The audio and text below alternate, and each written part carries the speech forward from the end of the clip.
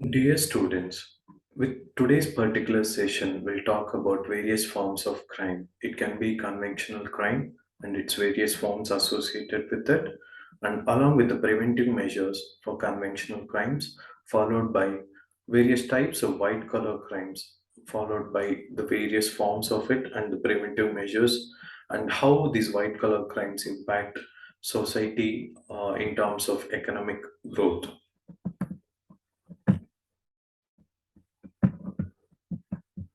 Learning objective. With today's session, we'll get to know about conventional crimes, what are various types of conventional crimes, conventional crime perspective and preventive measures, what are white collar crimes, what are various types of white collar crimes, and how white collar crimes impacts the society. Learning outcome. Post this particular session that we'll be discussing today, you'll be able to understand what are various types of conventional crimes and the preventive measures associated with it, followed by white collar crimes, including various examples for white collar crimes, and how these white collar crimes actually impact the society in terms of the economic or the economy of that particular country. First, let's understand just before we discuss about conventional crime and non-conventional crime or white collar crime. Let's talk about what crime is about. In our first session, with respect to Unit One of Crime and Law Enforcement, we have discussed about actus rea and mens rea, that is a physical and psychological aspect of crime, that is commission of crime with an intention and without an intention. That's about elements of crime. And today we'll be discussing about what crime. It can be any unlawful act performed by a person which can be punishable by the government. So what are various causes for crime? It can be a rapid population growth, or it can be lack of social welfare, lack of social capital with respect to that particular country, political neglect being shown on the society, local unemployment, higher density of offenders, high percent of rental housing, large social housing projects which impacts the like middle class families. At the same time, growing up in a high crime area like the neighborhood, like in case the cultural factor associated with crime and the socio-economic factor. These are all the various causes for commission of crime. Now let's talk about conventional crime. Conventional crime is basically a traditional or illegal behavior that most person think of as a crime. These crime includes violent crimes, or it can include certain property related crimes, or it can be certain moral crimes. In this type of conventional crime, violent crime is where an action with four threats of a person, including murder, rape, robbery, and assault, this causes personal loss to a person and a family or a relation or a relative associated with that particular victim. Property crime is a crime that is done with an intention to cause a monetary loss or to gain benefit by making loss to a person. It can be robbery or it can be burglary, larceny, motor vehicle theft, arson, insurance frauds, etc.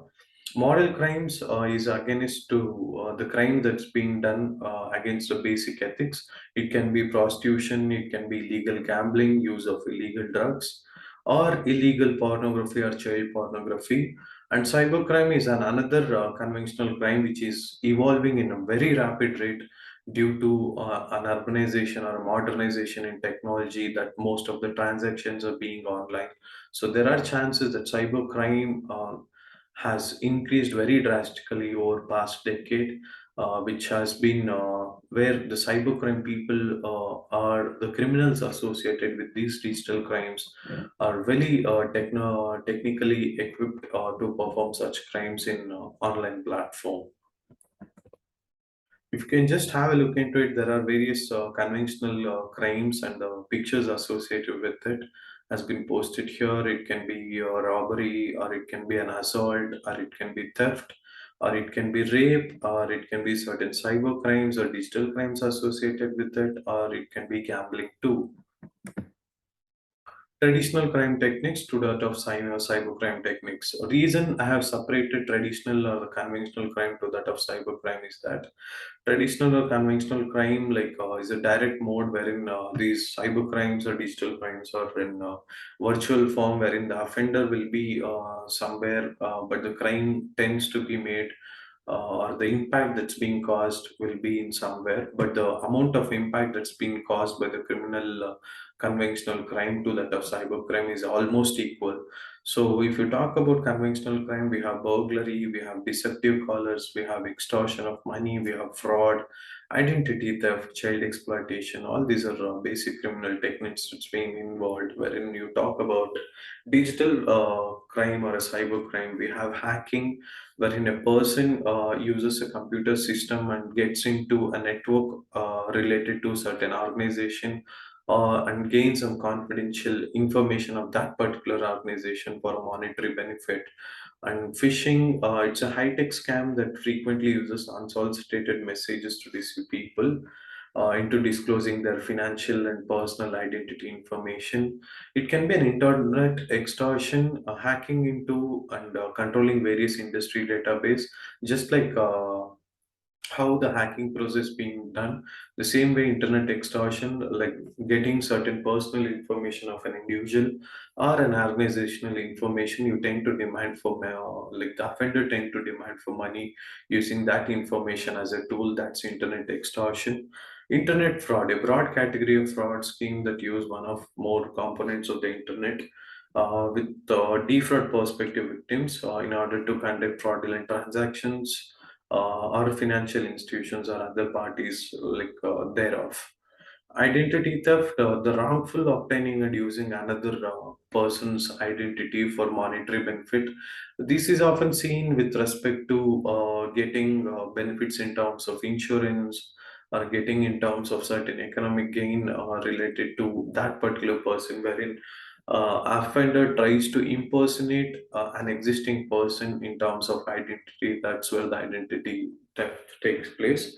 Child exploitation, using computers and new network technology to deviate their mind and to get them into the criminal activity, like how this terrorist influence the young minds and deviate them in terms of their modeling, and also deviate them by giving certain monetary benefits. That's when the child turns out to be a terrorist group or an antisocial group altogether.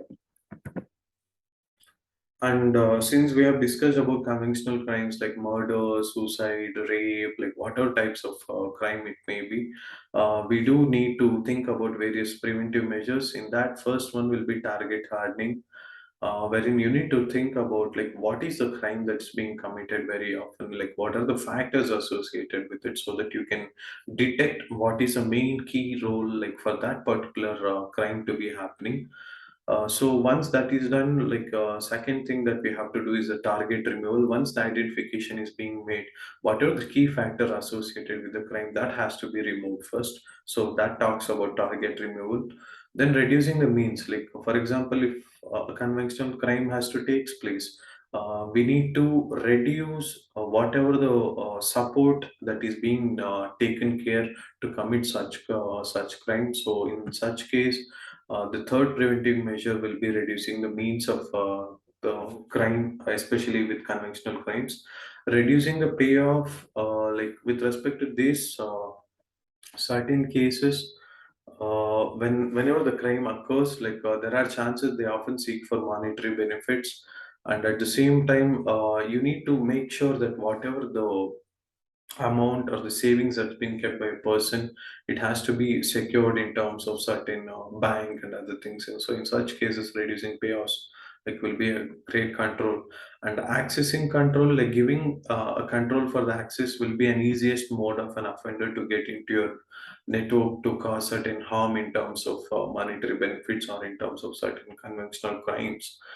Surveillance is one such preventive measures, wherein it can be neighborhood or it can be certain police surveillance made on the person who has been convicted with conventional crime, just to ensure that he has been reformed or not. So in such cases, surveillance is also a very important preventive measure to look into environmental change. If a person is often get exposed to certain environment wherein it triggers his crime intention, or it triggers his motive for commission of crime, in such cases change in environment will actually reform a person as one of the preventive measures. Rule setting, this is what an Indian Penal Code and CRPC often does, kept doing right from the time of independence, wherein every process or everything that takes place within a country has certain set of rules and regulations being framed by our Indian constitution. Anything deviation from this particular set of rules will often be considered as crime. So that's the reason, like, we need to look into the rules that's being set.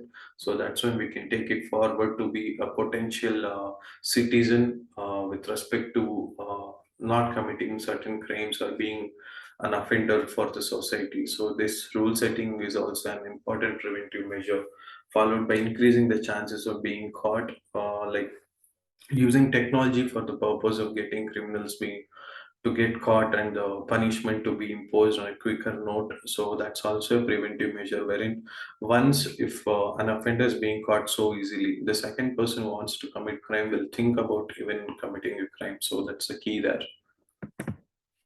Now let's talk about white collar crimes. White collar crime is a type of non-conventional crime which often deviates from basic type of crimes. It can be murder, it can be assault. But white collar crimes is totally different, wherein it includes various types like blue collar crime, pink collar crime, political crime, corruption crime. As the name suggests, that whenever certain crime has been committed by certain authority or a person working in certain organization, wherein the loss or the amount of loss is being caused to that particular organization where he is responsible for. In such cases, we often term it as white collar crimes. White collar crimes can be defined as frauds committed by business and government officials. White collar crimes are very intricate and non-violent in nature. The people who are committing these crimes have usually better understanding of technology, because these are working people for certain organization who know the in and out mechanism of that particular organization. Despite that, to just get some monetary benefit, they'll get into white collar crimes. So if you think about various types of white collar crimes, it can be a bank fraud, it can be bribery, it can be money laundering, it can be tax evasion, or it can be identity theft too, as we have discussed a little before. What are the various factors of associating white collar crimes? It can be a lack of moral and ethical values, wherein they tend to violate certain basic ethical values for the organization. It can be to create certain social harm in terms of getting certain monetary benefit. It can be violations of criminal law. It can be violation of basic civil law, violation of trust. Occupational crimes are often various factors and causes for white collar crimes to be happening. So, if we can just see various types of white collar crimes being done by certain employees are bribery, embezzlement, extortion, tax evasion, forgery, fraud defense, identity theft, medical insurance crime, and various signature or fingerprint related fraud to get monetary benefits. So tax evasion is a if you take an example of any one such white collar crime, talking about tax evasion is a fraudulent tax practice wherein a taxpayer adopts illegal measure to refrain from getting tax liability or tax benefits. Here, undisclosed income, which we often call it as black money, is a main impact that's been done because of the tax evasion, where the government is at loss because of these type of white collar crimes that's being committed by the officials. White collar crimes in different professions. So if you take medical and health, we do have false medical certificates being given, fake and intended prolonged treatment in hospitals, delaying of time by doctors to increase the amount of money in bills. In legal professions, we do have forged documents, violation of ethical standards, legal profession to gain money, sale of sample medicines which are not allowed to the chemist. Even that includes white collar crime. And even it's an irony that even education has become a white collar crime these days, because collecting huge sum amounts of money in the form of donation by the students in order to give them admission by certain things, and merit based admission is being replaced by donations often. At times, certain institutions often impose high amount of fees than the government grants that's being given. Can also be a white collar crime that is being committed. And what impact does this white collar crimes often do for this society? Here, talking about impacts of white collar crime, it can be a non-violent, though it is a non-violent crime, it often threatens the country's economies, as I have said it in the very initial introduction process. It threatens the country's economy by bank frauds, economic thefts, tax evasion, wherein the rotation of money that has to happen like frequently doesn't happen because often these organizations tend to keep the money within themselves out of records, wherein the increase in black money increases, which causes poverty, which causes economic drop down. So that's the reason, that's a preliminary impact that any white collar crime will actually affect the country's economy.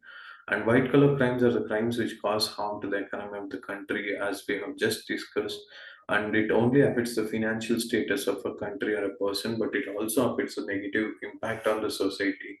And along with this, if you think about various other impact, it can cause certain personal impact for a person who has lost certain money, or an organization might go for shutdown due to certain white collar crimes associated with it. If it's a white collar crime on society, like we do have certain reference to look into it. What is a white collar crime, and how ways like it affects the society? If we talk about white collar crime, it can be money laundering if it's associated with it. Ways of association, or it can be wage or theft, or it can be getting the monetary benefit using their position. All these things are white collar crimes. Who affects the most, like black marketing or black money affects the most for our country's economy. And when you talk about quality of life and individual which is being impacted by white collar crimes, it can be an embezzlement and it can actually affect the society to look into. Then that's where, like, whenever there will be an economic drop down in a country, that in turn impacts the poverty level. So when the poverty is also low, so often people tend to go for monetary benefits. That's when then these people who are below poverty line, they may also tend to develop into a potential criminals. So though the white collar crimes won't affect directly in terms of threatening thing, but then this economic fraud that is being done by the white collar criminals will impact the other forms. So in this way, white collar crimes also tend to increase conventional crimes that's been happening around. Legislations against white collar crimes. It can be companies. There are various legislations for punishments with respect to white collar crimes. It can be with respect to Companies Act 1960. It can be with respect to Income Tax Act 1961. It can be Indian Penal Code 1860, Commodities Act, Prevention of Corruption Act, Negotiable Instrument Act, Prevention of Money Laundering Act, and the Information Technology Act, Imports and Exports. So all these are related to certain set of organizations, their operational process, and Indian constitutions, that is Indian Penal Code and Code of Criminal Procedures. Each has their own set of rules and regulations being framed as per legislation against these white collar crime, basically. So now let's talk about uh, vice versa aspects of white collar crime to that of conventional crime. White collar crime usually involves deceit and concealment rather than direct violence. And conventional crime, it involves direct violence, whereas white collar crimes forms a route for these conventional crimes, as I have just told. White collar crimes typically form the purpose of financial gain, and conventional crime often varies reason for the commission of a citizen. There can be various reasons associated with it, but with white collar crime, it can be purely with an intention of getting financial gain. So that's when this financial gain will lead into the conventional crime to be increased in a country. White collar crimes often occurs in a business setting. Conventional crime often occurs in a business settings or in or out of it as a normal routine, based upon the need and based upon the greed of the person. The conventional crime takes place. Less chance of being caught and punished because it's hard to detect certain white collar criminals, whereas in conventional crime, we do have certain lead points to look into detect criminals. White collar crimes can be characterized as involving a violation of trust, whereas some crimes can involve violation of trust, but most lack a relationship between the victim and perpetrator in terms of conventional crimes. Able to secure the best legal counsel, since they are knowledgeable, they can actually go with as per system process to get deviated from the case, whereas conventional crimes like generally not able to secure expensive legal counsel for the purpose of trials that happens in the court of law. So with this we have come to the end of the session. Thank you so much. In case of any queries, please do post your questions in program FAQs respiratory or repository link. Thank you so much. Have a great learning.